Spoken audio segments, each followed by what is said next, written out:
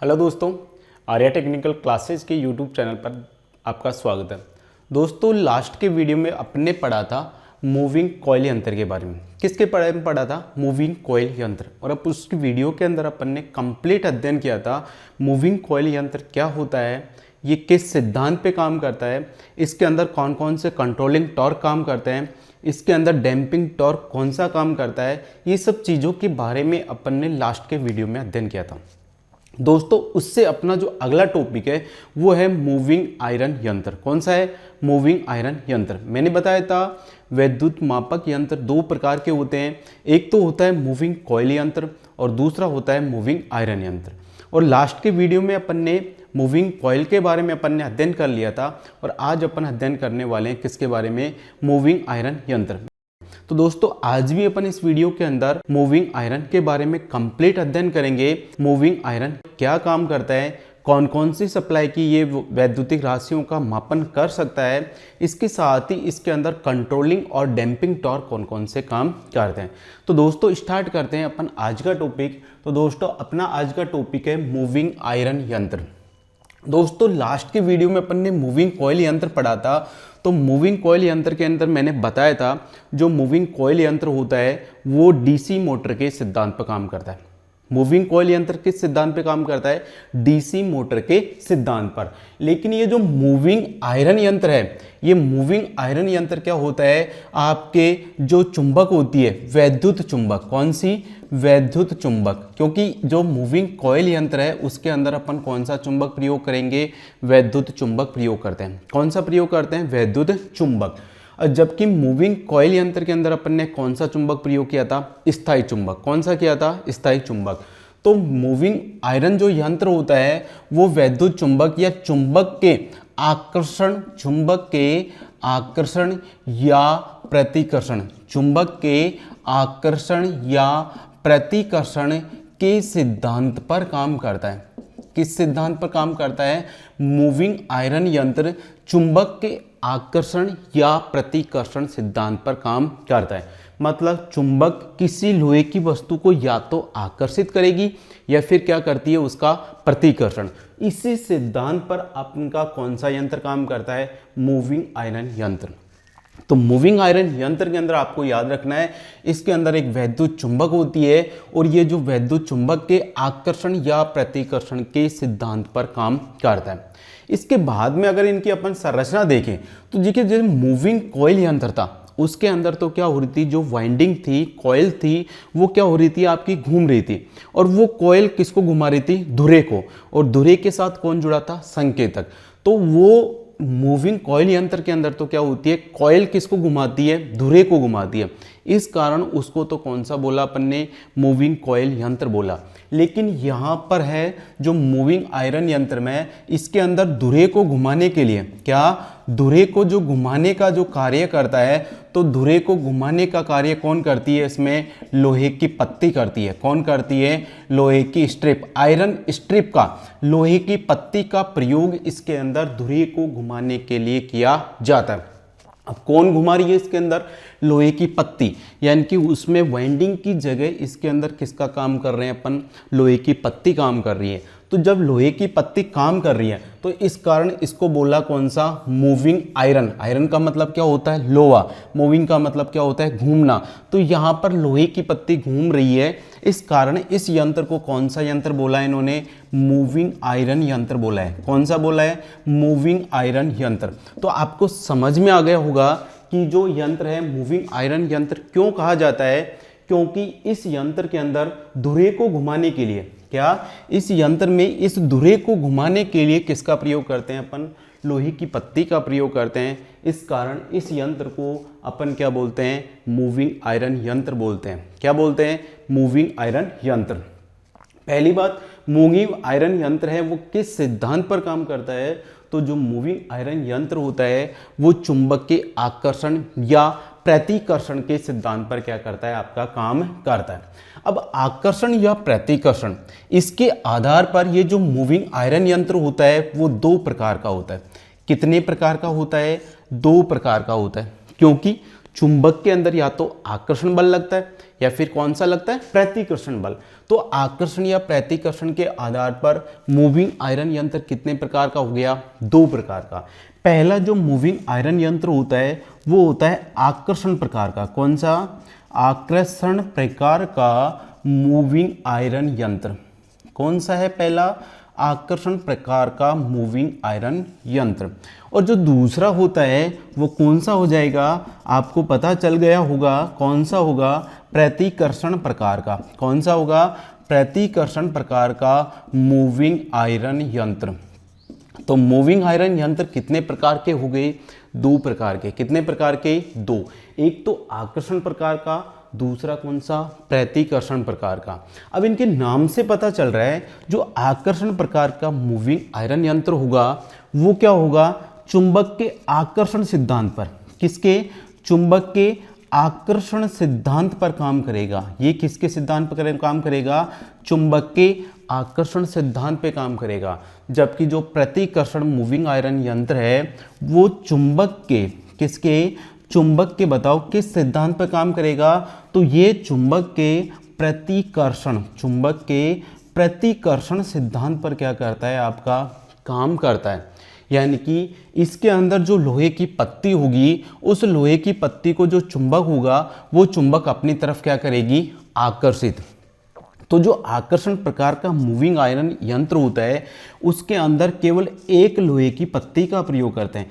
कितने लोहे की पत्ती का प्रयोग करते हैं इसके अंदर, एक लोहे की पत्ती का। कितने का, एक लोहे की पत्ती का इसके अंदर क्या किया जाता है, प्रयोग किया जाता है। इसके अंदर कितनी लोहे की पत्ती लगाएंगे, तो इसके अंदर 2 लोहे की पत्ती का प्रयोग करते हैं। कितनी लोहे की पत्ती का प्रयोग करते हैं इसके अंदर, 2 लोहे की पत्ती का क्या करते हैं इसके अंदर प्रयोग करते हैं। इसके अंदर क्या होता है, एक वैद्युत चुंबक होता है। कौन सा होता है, एक वैद्युत चुंबक। वैद्युत चुंबक का मतलब एक वाइंडिंग होगी जिसके अंदर धारा प्रवाहित करके उस वाइंडिंग से क्या बनाएंगे, अपन चुंबक बनाएंगे। तो ऐसे कैसे इसके अंदर भी क्या होती है, एक वैद्युत चुंबक होती है। क्या होती है, एक वैद्युत चुंबक होती है। जब क्या होगा, अब देखिए कैसे सिद्ध काम करेगा, इसके अंदर 2 पत्तियां है ना, उसमें से एक पत्ती को तो इस विद्युत चुंबक के साथ क्या कर दिया जाता है, स्थायी रूप से जोड़ दिया जाता है। एक पत्ती को तो क्या करते हैं, स्थायी रूप से जोड़ते हैं। किसके साथ, ये जो वाइंडिंग है आपकी जो कुंडली है, इस कुंडली के साथ 2 में से एक पत्ती को तो इस कॉइल के साथ अपन क्या करेंगे, स्थायी रूप से जोड़ देते हैं। तथा बची जो दूसरी पत्ती है उस दूसरी पत्ती के साथ किसको जोड़ देते हैं भाई, धुरे के साथ जोड़ देते हैं। दूसरी पत्ती को किसके साथ जोड़ देते हैं, धुरे के साथ। क्योंकि इसके अंदर कितनी लोहे की पत्तियां हैं, 2। एक पत्ती को तो जो भी आपकी वैद्युतिक चुंबक है उसका जो भी कवर होगा, उसका जो भी खोल होगा, उस खोल के साथ उस पत्ती को अपन स्थायी रूप से क्या कर देंगे, जोड़ देंगे।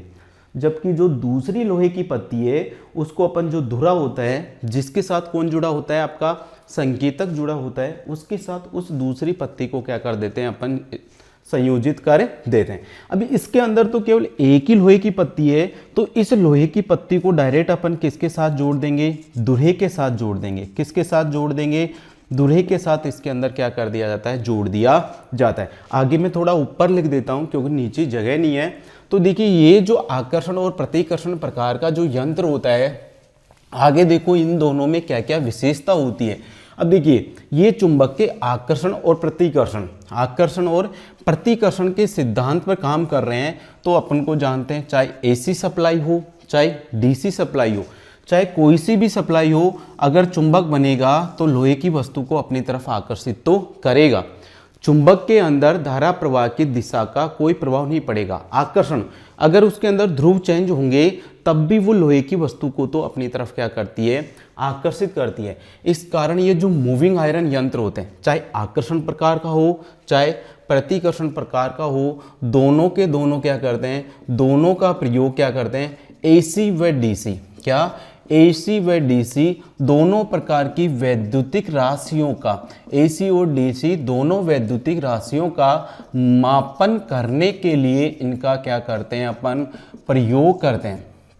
जबकि अपन ने मूविंग कॉइल यंत्र के अंदर देखा था, जो मूविंग कॉइल यंत्र होता है उससे अपन केवल डीसी वैद्युतिक राशियों का मान ज्ञात कर सकते हैं। कौन सी वैद्युतिक राशियों का, उससे केवल अपन डीसी वैद्युतिक राशियों का मान ज्ञात कर सकते हैं। लेकिन जो मूविंग आयरन यंत्र है वो एसी और डीसी दोनों प्रकार की राशियों का इससे अपन मान आसानी से ज्ञात कर सकते हैं। तो ये हो गया आपके मूविंग आयरन। आगे देखिए अब देखिए कैसे काम करेगा, कैसे काम करता है। जैसे मान लो एक मैं यहाँ पर बना दूँ डायग्राम, जैसे मान लो एक ये कुंडली है, ये क्या है आपकी कुंडली। इस कुंडली के अंदर मैं जैसे ही सप्लाई प्रवाहित करूंगा तो कुंडली के अंदर क्या पैदा होगा, चुंबकीय क्षेत्र पैदा हुआ। अब इस कुंडली के साथ पास में मैं क्या कर देता हूं, एक लोहे की पत्ती, ये क्या है लोहे की पत्ती है। ये लोहे की पत्ती किसके साथ जुड़ी हुई है भाई, धुरे के साथ जुड़ी है। यहाँ पर मान लो एक जेविल बियरिंग लगा दिया और इधर भी क्या लगा दिया, एक जेविल बियरिंग अपन ने क्या कर दिया यहाँ पर स्थापित कर दिया। ये और ये जो धुरा है इसके साथ अपन ने क्या जोड़ दिया, मान लो संकेतक जोड़ दिया। क्या जोड़ दिया, संकेतक। ये तो क्या है आपकी लोहे की पत्ती है, क्या है ये लोहे की पत्ती। ये क्या है आपकी वैद्युतिक चुंबक है, क्या है ये वैद्युत चुंबक है। तो देखिए कैसे काम करेगा। इस लोहे की पत्ती को अपन ने इस धुरे के साथ जोड़ा। अभी मैंने आपको यहाँ पर लिखा था इसमें जो लोहे की पत्ती होती है उसको धुरे के साथ जोड़ा जाता है। किसके साथ जोड़ा था, धुरे के। मैं किसका डायग्राम बना रहा हूँ, आपको आकर्षण प्रकार का बना रहा हूँ। तो आकर्षण के अंदर लोहे की पत्ती को किसके साथ जोड़ते हैं, धुरे के साथ। तो ये जो लोहे की पत्ती है इसको मैंने किसके साथ जोड़ दिया, धुरे के साथ। इसमें क्या होती है, एक वाइंडिंग होती है, वैद्युत चुंबक होती है। अब देखिए जैसे ही इस वाइंडिंग के अंदर मैं धारा प्रवाहित करूंगा तो ये जो कुंडली है ये क्या बन जाएगी, आपकी चुंबक बन जाएगी। क्या बन जाएगी, चुंबक। अब ये चुंबक बन गई तो ये लोहे की पत्ती है। चुंबक के अंदर क्या गुण होता है, चुंबक लोहे की वस्तुओं को अपनी तरफ क्या करती है, आकर्षित करती है। क्या करती है, आकर्षित। तो जैसे ये चुंबक बनेगी तो ये लोहे की पत्ती को अपनी तरफ क्या करेगी, आकर्षित, जिससे लोहे की पत्ती इधर क्या करेगी, आपकी गति करेगी। अब जैसे लोहे की पत्ती गति करेगी तो ये जो धुरा होगा वो क्या हो जाएगा, आपका घूमेगा। जब ये धुरा घूमेगा तो ये जो संकेतक है वो इस पैमाने के ऊपर क्या करेगा, गति करेगा। और पैमाने पर गति करके अपन को वैद्युतिक राशि का मान प्रदर्शित करता है। तो ये जो डायग्राम है वो किसका है, आपका आकर्षण प्रकार का मूविंग आयरन यंत्र का। अब देखिए इसमें चुंबक और लोहे की पत्ती में जो आकर्षण बल लगता है, क्या चुंबक और लोहे की पत्ती में कौन सा बल लग रहा है भाई, आकर्षण बल। तो ये जो बल लगता है वो इस कुंडली के अंदर प्रवाहित होने वाली जो धारा है उसके वर्ग के समानुपाती होता है। क्या इंपॉर्टेंट है, जो आकर्षण प्रकार का मूविंग आयरन यंत्र है उसके अंदर चुंबक और लोहे की पत्ती के बीच में जो आकर्षण बल लग रहा है वो आकर्षण बल इस कुंडली में प्रवाहित होने वाली धारा के वर्ग के क्या होता है, समानुपाती। जब धारा के वर्ग के समानुपाती है इस कारण जो आकर्षण प्रकार का मूविंग आयरन यंत्र होता है इसका जो पैमाना होता है, क्या होता है, पैमाना, वो पैमाना आनुपातिक नहीं होता है। क्या होता है, पैमाना आनुपातिक नहीं होता। ये इसके दोष है एक तरह से। जो मूविंग आकर्षण प्रकार का मूविंग आयरन यंत्र होता है उसका पैमाना आनुपातिक नहीं होता है। क्यों नहीं होता है आनुपातिक, क्योंकि इसमें चुंबक और लोहे के बीच में जो आकर्षण बल लगता है वो इसके स्क्वायर के क्या होता है, समानुपाती। दूसरा, ये जो दूसरा कौन सा है आपका, प्रतिकर्षण प्रकार का मूविंग आयरन यंत्र है। कौन सा है, प्रतिकर्षण प्रकार का मूविंग आयरन। अब देखिए प्रतिकर्षण प्रकार के मूविंग आयरन यंत्र में कितने लोहे की पत्ती है, आपकी दो लोहे की पत्ती है। कितनी है, दो। इसमें से एक लोहे की पत्ती को तो किसके साथ जोड़ेंगे, विद्युत चुंबक के साथ जोड़ेंगे। किसके साथ जोड़ेंगे, जो भी विद्युत चुंबक का खोल होगा उसके साथ उस लोहे की पत्ती को क्या कर देंगे, जोड़ देंगे। दूसरी लोहे की पत्ती को किसके साथ जोड़ेंगे, अपन धुरे के साथ जोड़ेंगे। किसके साथ जोड़ेंगे, धुरे के साथ। तो देखिए इसका थोड़ा सा डायग्राम के अंदर में थोड़ा सा चेंज करना पड़ेगा क्योंकि ये डायग्राम कौन सा है, आपका प्रतिकर्षण प्रकार का है। तो एक लोहे की पत्ती, मान लो एक लोहे की पत्ती है, ये एक लोहे की पत्ती है, इसको मैंने किसके साथ जोड़ दिया, धुरे के साथ। ये क्या है, आपके लोहे की पत्ती। इस लोहे की पत्ती को मैंने किसके साथ जोड़ दिया भाई, धुरे के साथ। तो एक लोहे की पत्ती को तो धुरे के साथ स्थायी रूप से क्या कर दिया, अपन ने जोड़ दिया। जबकि जो दूसरी लोहे की पत्ती होगी उसको, ये जो कुंडली है ये वैद्युत चुंबक है, ये वैद्युत चुंबक क्या होती है, एक खोल के अंदर स्थापित होती है। एक इसको खोल के अंदर स्थापित कर देते हैं और दूसरी पत्ती को इस विद्युत चुंबक के खोल के साथ क्या कर दिया जाता है, संयोजित कर दिया जाता है। तो यहाँ पर कितने लोहे की पत्ती होगी भाई, दो। एक को तो किसके साथ जोड़ दिया, कुंडली के साथ, एक लोहे की पत्ती को तो किसके साथ जोड़ दिया अपन ने, इस चुंबक के खोल के साथ, इस वाइंडिंग के साथ जोड़ दिया, जबकि जो दूसरी लोहे की पत्ती है उसको इस धुरे के साथ जोड़ दिया। अब देखिए किस सिद्धांत पे काम करेगा, ये कैसे काम करता है। अब जैसे ही इस कुंडली के अंदर मैं धारा प्रवाहित करूंगा, जैसे ही इस कुंडली के अंदर क्या करूंगा, धारा प्रवाहित करूंगा, तो इस कुंडली के अंदर क्या होगा, चुंबकीय क्षेत्र पैदा होगा। क्योंकि स्वाभाविक है, जब किसी कुंडली के अंदर अपन धारा प्रवाहित करते हैं तो उस कुंडली के अंदर क्या पैदा होता है, चुंबकीय क्षेत्र पैदा होता है। क्या होता है, चुंबकीय क्षेत्र। तो यहाँ से कुछ चुंबकीय बल रेखाएं निकलेगी। अब ये चुंबकीय बल रेखा इन दोनों पत्तियों में से होकर गुजरेगी, गुजरेगी ही नहीं गुजरेगी।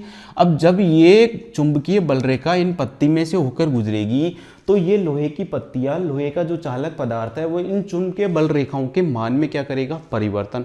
जब इस लोहे के अंदर से चुंबकीय बल रेखाओं में गुजरने वाली चुंबकीय बल रेखाओं में क्या होगा, परिवर्तन। भाई जब इस लोहे की पत्ती में से गुजरने वाली चुंबकीय बल रेखाओं की संख्या या उसके मान में क्या होता है, परिवर्तन होता है, तो फैराडे के विद्युत चुंबकीय प्रेरण के अनुसार इन लोहे की पत्तियों के अंदर क्या हो जाता है, एक विद्युत वाहक बल पैदा हो जाता है। अब दोनों के अंदर प्रेरित विद्युत वाहक बल पैदा हो रहा है, तो इसके कारण इन दोनों के अंदर पैदा होने वाले विद्युत वाहक बल की दिशा क्या होगी, समान। अब जब विद्युत वाहक बल आएगा तो इनके कारण उसमें धारा भी आएगी, और जब धारा आएगी तो ये दोनों की लोहे की पत्तियां क्या बन जाएगी, आपकी चुंबक बन जाएगी। लेकिन जब इन दोनों लोहे की पत्तियां चुंबक बनेगी तो इनके अंदर जब धारा की दिशा समान है तो इनके अंदर जो चुंबकीय क्षेत्र पैदा होगा उसकी दिशा भी क्या होगी, समान। और अपन जानते हैं चुंबक के समान ध्रुव एक दूसरे को क्या करते हैं, प्रतिकर्षण। यहाँ पर ये भी चुंबक बना, ये भी चुंबक बना, लेकिन इस चुंबक का ये यदि n सिरा है तो ये भी कौन सा सिरा है, n सिरा है। तो समान समान ध्रुवों में क्या लगेगा, प्रतिकर्षण बल लगेगा। और जैसे ही इस पत्ती के ऊपर प्रतिकर्षण बल लगेगा तो ये पत्ती एक तरह से घूमेगी, और जब पत्ती किसके साथ जुड़ी हुई है, धुरे के साथ, तो जब पत्ती घूमेगी तो कौन घूमेगा, धुरा, और जब धुरा घूमेगा तो कौन घूमेगा, संकेतक उस पैमाने पर क्या करेगा, गति करेगा। और ये संकेतक अपन को उस वैद्युतिक राशि का क्या प्रदर्शित करेगा, मान प्रदर्शित करेगा। तो प्रतिकर्षण प्रकार के यंत्र में दो लोहे की पत्ती प्रयोग की जाती है। एक लोहे की पत्ती को कुंडली के साथ लगाते हैं, दूसरी लोहे की पत्ती को धुरे के साथ लगाते हैं। जब इसमें से चुंबकीय बल रेखाएं निकलती है तो दोनों पत्तियों में समान ध्रुवता का चुंबकीय क्षेत्र पैदा होता है। अब समान ध्रुव एक दूसरे को प्रतिकर्षित करेंगे, इस कारण इसमें प्रतिकर्षण बल लगेगा, और प्रतिकर्षण बल के कारण ये धुरा घूमेगा, और जब धुरा घूमेगा तो उससे जुड़ा हुआ संकेतक भी पैमाने पर गति करके अपन को विद्युत धारा का मान क्या करता है, वो प्रदर्शित करता है। तो ये हो गया कौन सा आपका मूविंग आयरन यंत्र। मूविंग आयरन यंत्र क्यों बोला है, क्योंकि इस यंत्र के अंदर जो धुरे को घुमाने का जो कार्य कर रही है वो कौन कर रही है, लोहे की पत्ती कर रही है। कौन कर रही है, लोहे की पत्ती। अब ये चुंबक के आकर्षण या प्रतिकर्षण के सिद्धांत पर काम करता है। अगर आकर्षण प्रकार का होगा तो उसमें लोहे की कितनी पत्ती प्रयोग करेंगे अपन, एक पत्ती। अगर प्रतिकर्षण प्रकार का होगा तो लोहे की कितनी पत्ती लेंगे, इसमें दो। अगर दो पत्तियां हैं तो एक पत्ती को तो कुंडली के साथ लगाएंगे और दूसरी पत्ती को किसके साथ लगाएंगे, धुरे के साथ। अब इन दोनों में जैसे ही इन दोनों पत्तियों के अंदर जैसे ही चुंबकीय क्षेत्र पैदा होगा तो समान ध्रुवता का होगा, क्योंकि इनके कारण प्रतिकर्षण के कारण हो रहा है, इंडक्टेंस के कारण हो रहा है, प्रेरण के कारण इसके अंदर चुंबकीय क्षेत्र पैदा हो रहा है। इस कारण दोनों की दिशा समान होगी और समान ध्रुव एक दूसरे को प्रतिकर्षित करते हैं, जिससे ये जो स्थिर पत्ती है ये चल पत्ती पर क्या लगाएगी, एक प्रतिकर्षण बल लगाएगी, और उस बल के कारण ये पत्ती घूमेगी। और पत्ती धुरे के साथ जुड़ी है तो पत्ती घूमने से धुरा घूमेगा, और धुरा घूमेगा तो कौन घूमेगा, संकेतक। और संकेतक पैमाने पर गति करके अपन को वैद्युतिक राशि का मान क्या करता है, प्रदर्शित करता है। तो ये हो गया आपका कौन सा, मूविंग आयरन यंत्र। तो फ्रेंड्स जो आपके वैद्युत मापक यंत्र होते हैं वो कितने प्रकार के पढ़े अपन ने, एक पढ़ा मूविंग कॉइल यंत्र, दूसरा पढ़ा मूविंग आयरन यंत्र। दोनों के अंदर आपको अंतर समझ में आ गया होगा। जो मूविंग कॉइल है वो उसके अंदर तो धुरे को घुमाने का कार्य कौन करती है, आपकी कॉइल करती है। कौन करती है, कॉइल। जबकि जो मूविंग आयरन यंत्र होता है उसके अंदर धुरे को घुमाने का कार्य कौन करती है, लोहे की पत्ती। कौन करती है, लोहे की पत्ती। जो मूविंग कॉइल यंत्र होता है, अगला अंतर क्या होगा, जो मूविंग कॉइल यंत्र होता है वो मूविंग कॉइल यंत्र डीसी मोटर के सिद्धांत पे काम करता है। क्या, मूविंग कॉइल यंत्र किस सिद्धांत पे काम करता है, तो ये डीसी मोटर के सिद्धांत पे काम करता है। जबकि जो मूविंग आयरन यंत्र होता है वो चुंबक के आकर्षण या फिर प्रतिकर्षण के सिद्धांत पर काम करता है। अगला अंतर क्या समझ में आया, जो मूविंग कॉइल यंत्र होता है उसका पैमाना क्या होता है, आनुपातिक होता है। क्या होता है, आनुपातिक, जबकि मूविंग आयरन यंत्र का पैमाना आनुपातिक नहीं होता है। अगला क्या आया, जो मूविंग कॉइल यंत्र है उससे अपन केवल डीसी वैद्युतिक राशियों का मान ज्ञात कर सकते हैं। क्या, मूविंग कॉइल यंत्र से केवल डीसी वैद्युतिक राशियों का मान ज्ञात कर सकते हैं, जबकि जो मूविंग आयरन यंत्र होता है उससे अपन एसी और डीसी दोनों प्रकार की वैद्युतिक राशियों का मान ज्ञात कर सकते हैं। तो ये हो गया आपका मूविंग आयरन और मूविंग कॉइल। तो इसके बाद में अपन स्टार्ट करेंगे आपके वैद्युतिक मापक यंत्र। कौन कौन से वैद्युतिक मापक यंत्रों से किन किन वैद्युतिक राशियों का मान ज्ञात किया जाता है, वो अपन किसके अंदर पढ़ेंगे, वैद्युतिक मापक यंत्रों के अंदर पढ़ेंगे। तो सबसे पहले अपन जो अध्ययन करेंगे, क्या सबसे पहले अपन जो अध्ययन करेंगे वो अध्ययन करेंगे किसके बारे में, एमीटर के बारे में। किसके बारे में करेंगे, एमीटर के बारे में करेंगे कि ये जो एमीटर होता है वो क्या होता है और इसकी सहायता से किन वैद्युतिक राशियों का मान ज्ञात करते हैं, और यदि ये वैद्युतिक राशियों का जो मान ज्ञात करते हैं वो किस प्रकार अपन को या किस राशि के अंदर ये वैद्युतिक राशियों का मान प्रदर्शित करता है। तो स्टार्ट करते हैं एमीटर के अंदर। तो देखिए, एमीटर की सहायता से सबसे पहली बात आती है कि इस एमीटर का प्रयोग किस काम के लिए किया जाता है।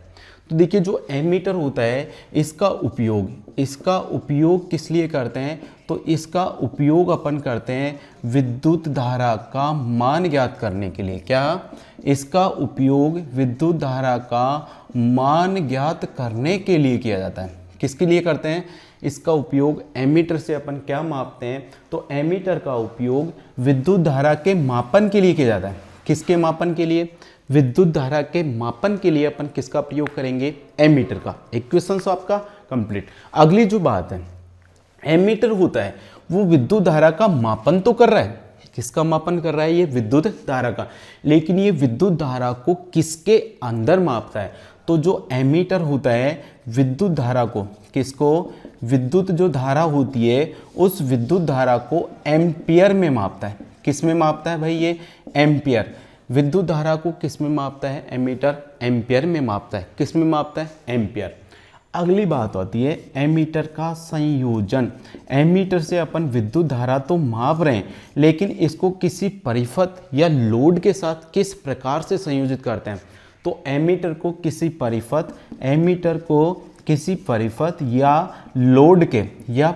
या लोड के कौन से क्रम में संयोजित करते हैं भाई, श्रेणी क्रम में संयोजित करते हैं। कौन से क्रम में लगाएंगे, श्रेणी क्रम में, क्योंकि क्या मान रहा है ये, किस चीज़ का मापन कर रहा है, ये विद्युत धारा का मापन कर रहा है। इस कारण एमीटर का जो संयोजन होता है वो परिपथ या लोड के कौन से क्रम में करते हैं, श्रेणी क्रम में करते हैं। क्या करते हैं, श्रेणी क्रम में। अब बात आती है, जो एमीटर है वो विद्युत धारा का मापन तो कर रहा है, लेकिन एमीटर के अंदर, एक अच्छे एमीटर के अंदर क्या क्या विशेषताएं होनी चाहिए। तो जो एमीटर होता है उस एमीटर का आंतरिक प्रतिरोध, क्या, एमीटर का जो आंतरिक प्रतिरोध होता है, आंतरिक प्रतिरोध क्या होना चाहिए, न्यूनतम होना चाहिए। क्या होना चाहिए, न्यूनतम। आंतरिक प्रतिरोध का मतलब क्या है, देखिए अभी अपन ने पढ़ा था, या तो मूविंग कॉइल यंत्र हो चाहे मूविंग आयरन यंत्र हो, उसके अंदर कॉइल का प्रयोग तो करेंगे ना। तो ऐसे कैसे एमीटर के अंदर भी क्या होती है, आपके कॉइल्स लगी होती है ना। अब वो कॉइल किसकी बनी होती है, आपके तांबे के तार की बनी होती है। किसकी बनी होती है, तांबे की। अब ये जो तार है, इस तार का कुछ न कुछ प्रतिरोध तो होगा कि नहीं होगा, होगा ना, क्योंकि ब्रह्मांड के अंदर अभी तक ऐसी कोई धातु बनी नहीं है जिसका प्रतिरोध का मान कितना हो, 0। तो इस कॉइल का जो कुछ न कुछ प्रतिरोध होगा, जो इस कॉइल का प्रतिरोध होता है उसी को बोला जाता है आंतरिक प्रतिरोध। क्या बोलते हैं उसको, आंतरिक प्रतिरोध बोलते हैं, और इसको प्रदर्शित करते हैं RI से।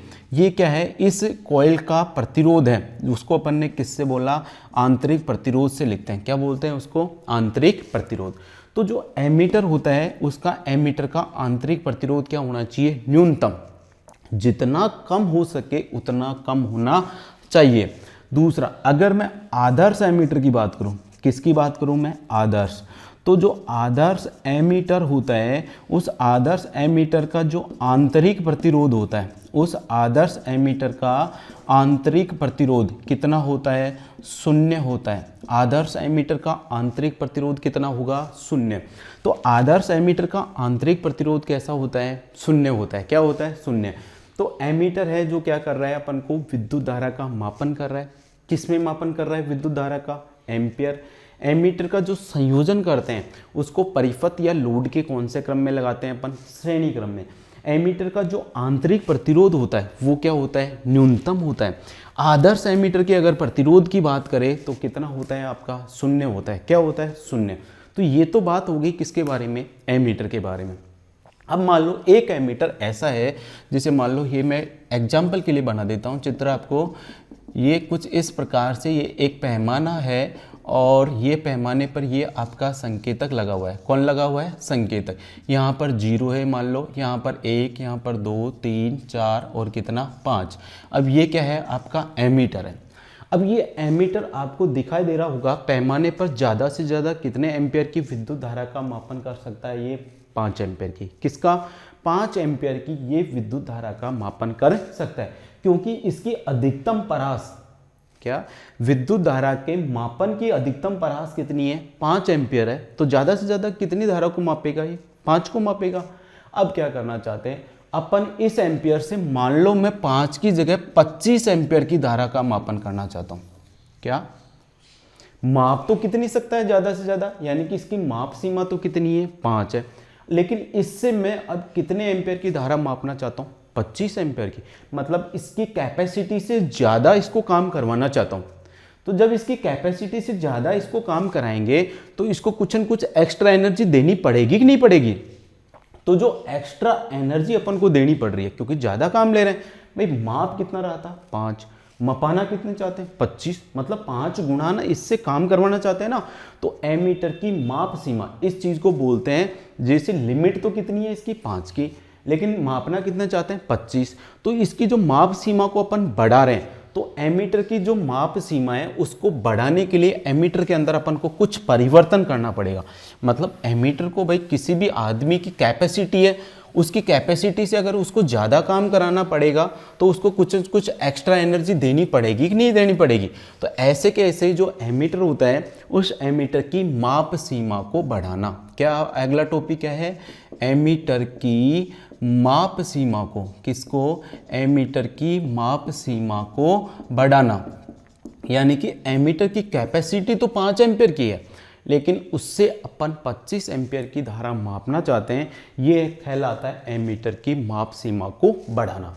अब देखिए एमीटर की यदि अगर मेरे को माप सीमा को बढ़ाना है तो मैंने अभी बताया था एमीटर के अंदर क्या होती है? एक कुंडली होती है। क्या होती है? कुंडली। जैसे मान लो ये एमीटर हो गया, इस कुंडली के साथ कौन जुड़ा होगा? संकेतक। यहाँ पर क्या होगा? आपका पैमाना होगा। क्या होगा? पैमाना। तो ये तो क्या हो गया? आपका एमीटर हो गया। लेकिन इस कुंडली का कुछ न कुछ प्रतिरोध अवश्य होता है, और उस प्रतिरोध को अपन क्या बोलते हैं? आंतरिक प्रतिरोध बोलते हैं। उसको किससे लिखते हैं अपन? RI से। ये क्या हो गया? आपका आंतरिक प्रतिरोध। तो ये एमीटर है। क्या है? एमीटर। और ये ज़्यादा से ज़्यादा कितने एम्पियर की धारा का मापन कर सकता है? 5 एम्पियर की। मतलब इस एमीटर की जो माप सीमा परास है, माप सीमा परास, यानी कि जो माप सीमा परास है वो कितना एम्पियर है भाई? 5 एम्पियर है। कितना है? 5। लेकिन इसकी परास को मैं कितना बढ़ाना चाहता हूँ? 25 एम्पियर करना चाहता हूँ। कितनी करना चाहता हूँ? 25। तो मैंने बताया कि इसको अंदर कुछ न कुछ परिवर्तन करना पड़ेगा। तो एमीटर की जो माप सीमा है उसको बढ़ाने के लिए अपन क्या करते हैं? इस एमीटर के समांतर क्रम में, क्या एमीटर के समांतर क्रम में क्या कर देते हैं? एक न्यूनतम मान का, क्या एमीटर के समांतर क्रम में क्या करते हैं? एक न्यूनतम मान का प्रतिरोध संयोजित करते हैं। क्या कर रहे हैं अपन ने? क्या काम किया अपन ने? इसको एनर्जी के रूप में क्या दिया अपन ने? भाई किसी आदमी को उसकी कैपेसिटी से ज़्यादा काम करवाना है तो उसको एनर्जी के रूप में कुछ न कुछ देना पड़ेगा ना। अब जब अपन एमीटर से अपन ज़्यादा काम करवा रहे हैं तो एमीटर को एनर्जी के रूप में अपन क्या दे रहे हैं? उसके समांतर क्रम में अपन ने क्या कर दिया? एक न्यूनतम मान का प्रतिरोध संयोजित कर दिया। क्या, एक न्यूनतम मान का प्रतिरोध लिया और उस न्यूनतम मान के प्रतिरोध को इस एमीटर के समांतर क्रम में क्या कर दिया, अपन ने स्थापित कर दिया। अब ये जो न्यूनतम मान का अपन ने प्रतिरोध समांतर क्रम में संयोजित किया है, इसको बोलते हैं अपन शंट प्रतिरोध। क्या बोलते हैं इसको? शंट प्रतिरोध बोलते हैं। और इस शंट प्रतिरोध को लिखते हैं अपन RSH से। आर का मतलब प्रतिरोध, एस का मतलब क्या हो गया, शंट। तो ये हो गया कौन सा प्रतिरोध, आपका RSH प्रतिरोध। ये इंटरनल प्रतिरोध है, मतलब इस एमीटर का प्रतिरोध है, तो इसको अपन RM भी तो लिख सकते हैं, क्योंकि ये प्रतिरोध किसका है, एमीटर का।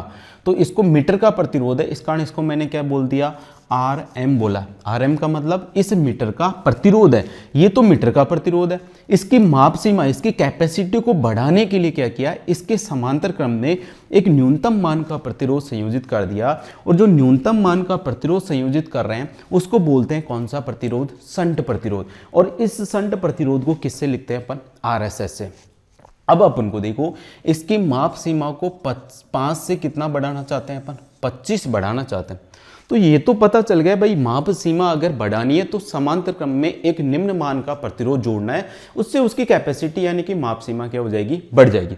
लेकिन अभी ये पता नहीं चला कि ये समांतर क्रम में जो न्यूनतम मान का प्रतिरोध जोड़ेंगे वो कितने मान का जोड़े, कितने मान का जोड़े कि इसकी कैपेसिटी 5 से कितना हो जाए, 25 हो जाए। तो जो समांतर क्रम में यानी कि जो शंट प्रतिरोध अपन जोड़ते हैं उसका मान ज्ञात करने का सूत्र, किसका मान ज्ञात कर रहा हूं मैं, शंट प्रतिरोध का मान। शंट प्रतिरोध कौन सा है आपका, RSH है। कितने ओम का प्रतिरोध मैं इसके समांतर क्रम में जोड़ूं कि ये 5 से कितने एम्पेयर की धारा का मापन कर ले, 25। तो उसके लिए क्या होता है, जो शंट प्रतिरोध है उसका मान ज्ञात करने का फॉर्मूला होता है क्या, RM बटे होता है N-1। ये बहुत इंपॉर्टेंट सूत्र है, एग्जाम्स के अंदर कई बार इस सूत्र पे पर डायरेक्ट क्वेश्चंस आया है। क्या है ये, RSH बराबर फॉर्मूला क्या होता है, RM बटे क्या होता है, N-1 होता है। अब देखते हैं इसके अंदर RSH, RM, N और एक क्या चीज़ है। तो देखिए RSH तो आपको मैंने बता दिया क्या है, शंट प्रतिरोध है। मतलब जो समांतर क्रम में प्रतिरोध है जो लगाएंगे निम्नतम मान का, वो प्रतिरोध तो कौन सा है, RSH है। RM कहाँ पर है, देखो ये रहा, ये क्या है, इस एमीटर का आंतरिक प्रतिरोध है। इस एमीटर का क्या है, आंतरिक प्रतिरोध। तो यहाँ पर लिखेंगे अपन, यहाँ RSH बराबर तो क्या हो जाएगा, शंट प्रतिरोध होगा। क्या होगा, शंट प्रतिरोध। RM बराबर क्या हो जाएगा, एमीटर का आंतरिक प्रतिरोध। एमीटर का क्या है, ये आंतरिक प्रतिरोध है। और एमीटर के आंतरिक प्रतिरोध को किससे लिखा अपन ने, RM से। N बराबर क्या है, एमीटर गुणांक है। N बराबर क्या है, एमीटर गुणांक। अब देखिए एमीटर गुणांक क्या है आपका, N है। तो एमीटर गुणांक देखिए क्या होता है, मान लो यहाँ से कुछ धारा आ रही थी, मान लो यहाँ से कितनी धारा आ रही है, मान लो I एम्पेयर की यहाँ से धारा आई। यहाँ पर आते ही धारा को कितने रास्ते मिल गए, 2 रास्ते मिल गए। अब धारा दोनों रास्तों के अंदर बटेगी कि नहीं बटेगी, बटेगी ना, क्योंकि धारा है, जितने रास्ते होंगे उतने रास्तों के अंदर वो प्रवाहित होगी। मान कम ज़्यादा हो सकता है, वो मान किसके ऊपर डिपेंड करेगा, प्रतिरोध पे। अगर प्रतिरोध ज़्यादा है तो धारा क्या बहेगी, कम। अगर प्रतिरोध कम है तो धारा क्या बहेगी, ज़्यादा। तो इसके अंदर जो धारा बह रही है, देखो प्रतिरोध कौन सा है, शंट प्रतिरोध। तो इसके अंदर बहने वाली धारा को मैं क्या लिख सकता हूँ, ISH। मतलब शंट प्रतिरोध के अंदर बहने वाली धारा को क्या लिखा मैंने, ISH। तो ISH आपको याद रखना है, शंट प्रतिरोध के अंदर बहने वाली धारा है। ऐसे कैसे, ये मीटर है, इस मीटर के अंदर जो धारा बहेगी उसको मैं लिख सकता हूँ क्या, IM। क्या लिख सकता हूँ, IM लिख सकता हूँ ना। IM क्यों बोला, क्योंकि ये एमीटर के अंदर, क्योंकि इसके अंदर भी तो प्रतिरोध है, ये भी तो चालक पदार्थ है, इसके अंदर भी तो धारा बहेगी। तो इस मीटर के अंदर या एमीटर के अंदर जो धारा बहेगी उसको लिखूंगा क्या, IM से। किससे लिखूंगा, IM से। तो शंट प्रतिरोध, शंट, ये जो अपन क्या बोला, ये तो है आपकी कुल धारा। क्या है, ये तो कुल धारा, मतलब ज़्यादा से ज़्यादा धारा है। ये है एमीटर के अंदर प्रवाहित होने वाली धारा, और ये है किसके अंदर, शंट के अंदर प्रवाहित होने वाली धारा। किसके अंदर है, शंट के अंदर प्रवाहित होने वाली धारा कौन सी है आपकी, ISH। तो n बराबर क्या होता है आपका एमीटर गुणांक होता है, और एमीटर गुणांक का जो मान होता है वो कितना होता है भाई, n बराबर होता है I बटे, मैं लिख देता हूँ वापस, n बराबर होता है I बटे होता है क्या, IM। n बराबर क्या होता है, I बटे IM। अब समझ में आ गया होगा आपका I क्या चीज़ है, I क्या चीज़ है, इस एमीटर के अंदर प्रवाहित होने वाली कुल धारा। कुल धारा का मतलब एमीटर कितने एम्पियर का था, 5 एम्पियर, मापना कितना चाहते हैं, 25 एम्पियर। तो ये जो 25 एम्पियर है ये किसका मान हो जाएगा आपका I का, क्योंकि कुल धारा अधिकतम धारा कितनी है उसकी 25। तो ये तो क्या हो गया आपका I का मतलब है एमीटर के अंदर प्रवाहित या किसी भी वैद्युतिक परिपथ के अंदर प्रवाहित होने वाली जो कुल धारा है उसको अपन किससे लिखेंगे, I से। IM आपके समझ में आ गया होगा क्या है, एमीटर के अंदर प्रवाहित होने वाली धारा। यदि कुल धारा में या फिर उससे जितनी ज़्यादा से ज़्यादा अपन करंट मापना चाहते हैं उसके अंदर यदि एमीटर की करंट का क्या लगा दे, भाग लगा दे, तो किसका मान आ जाएगा आपके पास, n का मान आ जाएगा। किसके पास आ जाएगा, n। तो यहाँ पर I बराबर क्या है आपका, परिपथ की कुल धारा। I बराबर क्या है, परिपथ की कुल धारा। परिपथ की कुल धारा क्या है, I। और IM बराबर क्या है, एमीटर की धारा। IM बराबर क्या है, एमीटर में प्रवाहित धारा। एमीटर में प्रवाहित धारा क्या होगी आपकी, IM होगी। क्या होगी, IM। तो क्या बताया मैंने, अगर किसी एमीटर के अंदर उसकी माप सीमा को बढ़ाना है तो माप सीमा को बढ़ाने के लिए एमीटर के समांतर क्रम में एक न्यूनतम मान का प्रतिरोध संयोजित करते हैं, उसको अपन बोलते हैं कौन सा, शंट प्रतिरोध। ये जो शंट प्रतिरोध होता है इसका मान ज्ञात करने का सूत्र होता है क्या, RSH बराबर होता है RM बटे क्या होता है, n-1। यहाँ पर RSH आपको समझ में आ गया होगा क्या है, शंट प्रतिरोध का मान है। RM क्या है, ये जो एमीटर है इसका आंतरिक प्रतिरोध है। n बराबर क्या है, एमीटर का गुणांक होता है, और n बराबर सूत्र क्या होता है, I बटे IM होता है। क्या होता है, I बटे IM। ऐसे कैसे, यहाँ पर देखो I बराबर क्या है, परिपथ की कुल धारा है। क्या है, परिपथ की कुल धारा, और IM क्या है, एमीटर में प्रवाहित होने वाली धारा है। तो ये हो गया एमीटर की माप सीमा को बढ़ाना। अब ये जो फॉर्मूला है ना, इस फॉर्मूले पे एक न्यूमेरिकल आता है। इस फॉर्मूले पर कभी कभी एक न्यूमेरिकल्स आ जाता है, तो अपन इस फॉर्मूले से अपन न्यूमेरिकल करके देखते हैं कि न्यूमेरिकल कैसे आता है। तो अपन एमीटर की माप सीमा को बढ़ाने के लिए क्वेश्चंस लेते हैं।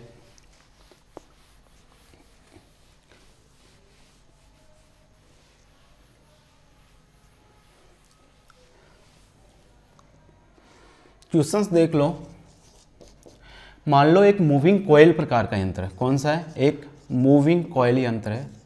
एक मूविंग कॉइल यंत्र जिसका आंतरिक प्रतिरोध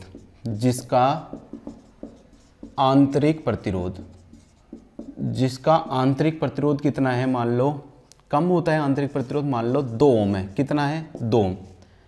एक मूविंग कॉइल यंत्र है जिसका आंतरिक प्रतिरोध कितना है, 2 ओम, तथा इस यंत्र की सहायता से अपन इसकी जो माप सीमा लिख देते हैं। इसकी जो माप सीमा या विद्युत धारा माप सीमा, क्या, विद्युत धारा के मापन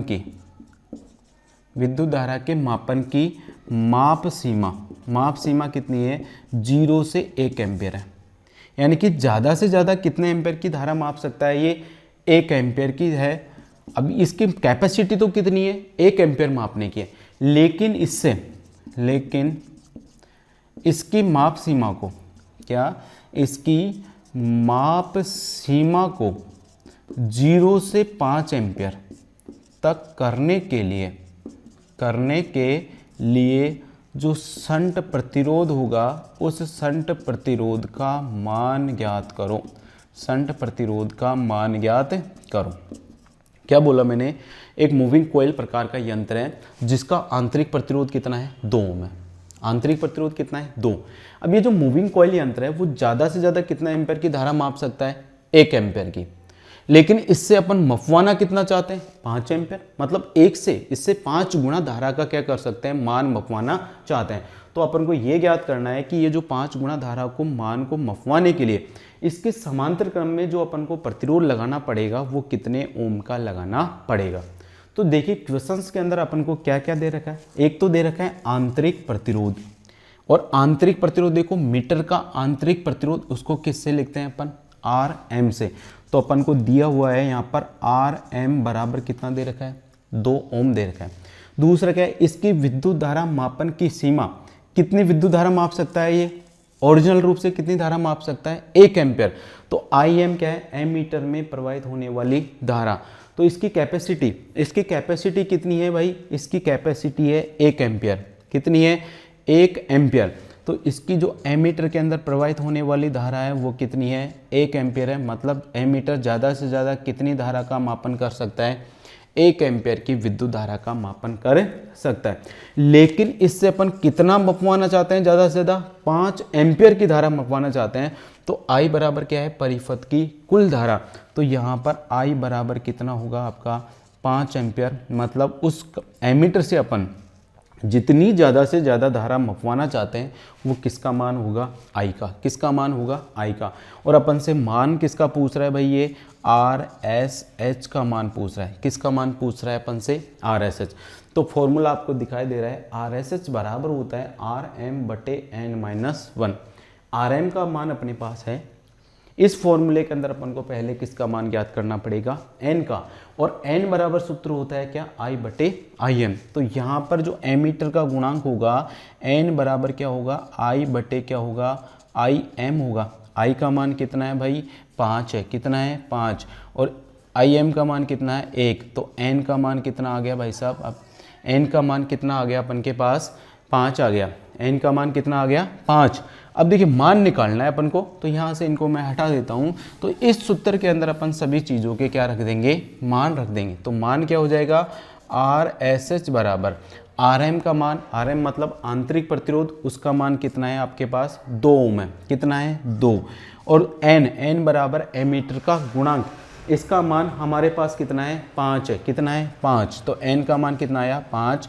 और यहाँ पर 1 रख देंगे तो आ गया कितना आपका, 2 कितना आ गया, 4। क्योंकि 5 में से 1 गया तो कितना बचा, 4। इसका मतलब कितना हो गया, 1/2। और इसका मान कितना हो गया, 0.5 ओम। यानी कि अगर उस एमीटर से जिसकी माप सीमा कितनी है, 1 एम्पियर है, और उससे मैं यदि 5 एम्पियर की धारा मापना चाहता हूँ, तो उस एमीटर के अंदर जो समांतर क्रम में जो प्रतिरोध लगाऊंगा वो कितने ओम का लगाऊंगा, आधे ओम का, या 0.5 ओम का। अगर उस एमीटर के समांतर क्रम में एक प्रतिरोध लगा दूं तो उससे मैं 5 एम्पियर तक की धारा का क्या कर सकता हूं, मापन कर सकता हूं।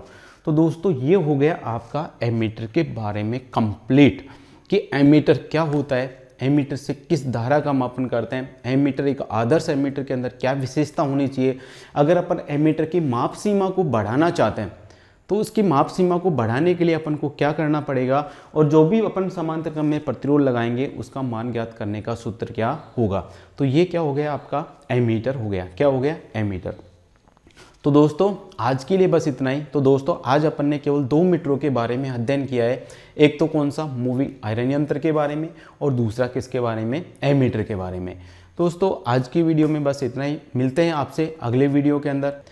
तो दोस्तों यदि आपको ये वीडियो पसंद आता है तो प्लीज़ वीडियो को लाइक, और ये जो वीडियो है इसको ज़्यादा से ज़्यादा अपने दोस्तों के पास शेयर करना ना भूलें। तो दोस्तों वीडियो देखने के लिए धन्यवाद। दोस्तों मिलते हैं आपको नेक्स्ट वीडियो में कुछ नए मीटर्स के साथ और कुछ नए कंसेप्ट के साथ।